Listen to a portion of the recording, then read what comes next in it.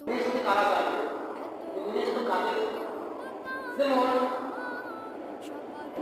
যেই ব্যক্তি এই পৃথিবীতে অন্যায় করবে, অপরাধ করবে, তার জন্য আল্লাহ পাক জাহান্নাম নির্ধারণ করেছেন। আর যেই ব্যক্তি ভালো কাজ করবে, আল্লাহ তাআলা তাকে জান্নাতে দাখিল করবে। এটা আল্লাহ তাআলা বলা করেছেন। আল্লাহ তাআলা জান্নাত এবং জাহান্নাম এটা আমাদের জন্যই বানাইছেন, সৃষ্টি করেছেন।